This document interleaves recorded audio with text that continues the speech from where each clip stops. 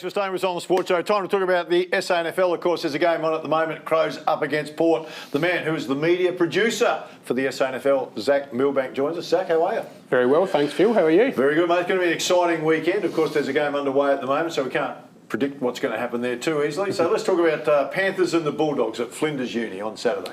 Well, I reckon South Adelaide would have to be red-hot favourites there, Phil. They made last year's preliminary final, and although they have lost a lot of sort of experience depth through their mid-tier of players, they have recruited really, really well and with some exciting youngsters.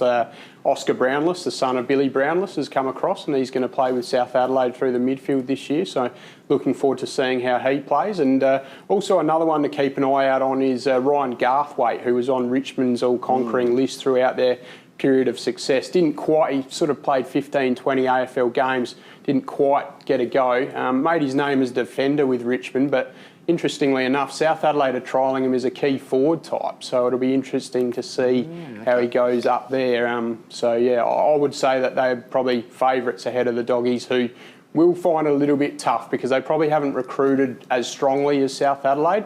They're under Paul Thomas going to sort of breed a little bit of local within. Yep. So we'll see how that unfolds as the season plays out. Have they done anything, the Dogs? They have picked up a few. They've got a kid called Billy McCormack from Frankston, very athletic ruck type, and Bailey Reeves from the Gold Coast Suns Academy. Okay. They also got Aaron Nitschke, a local back from the Melbourne Footy Club. He's had an absolutely wretched run, 3 knee reconstructions in a row while he was on Melbourne's list.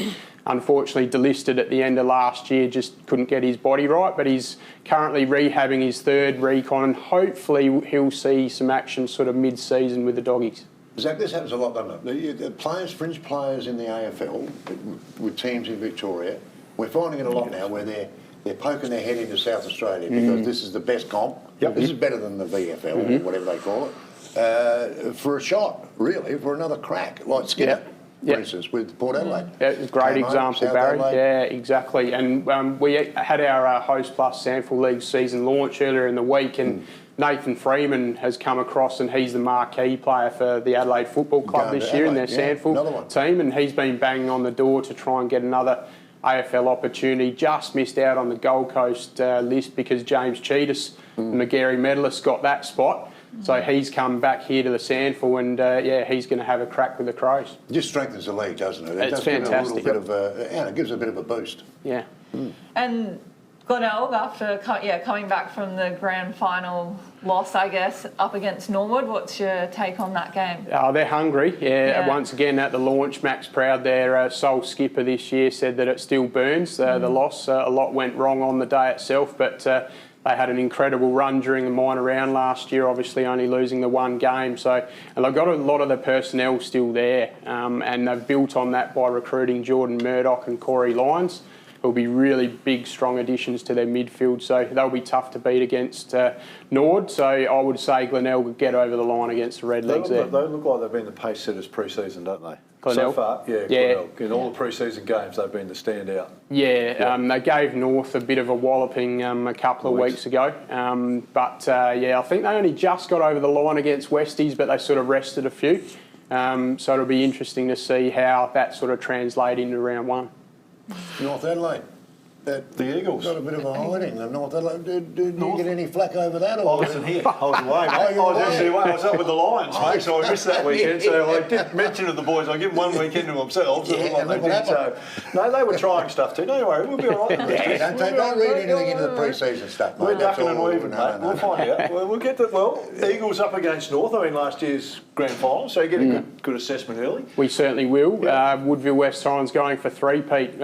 Wouldn't that be historic? Obviously, we saw it fairly recently with Nord doing similar in the sort of 2012, 13, 14 period, but there's no reason why they can't do it. Woodville West Torrens, they're just fantastic with their under-18s coming up through. They're a wonderful whole of club set up. They have lost some elite talent, and obviously Jack Hayes, we've seen what he's done at St Kilda. James Cheetahs, who we mentioned before, has headed off to the Gold Coast. So, and then you've got Tyson Stengel as well playing with Geelong. So they have lost some key players, but they've recruited a beauty in Dylan Clark from Essendon pretty late in the process. Yeah. So he'll go a long way towards helping replace Cheetahs in particular.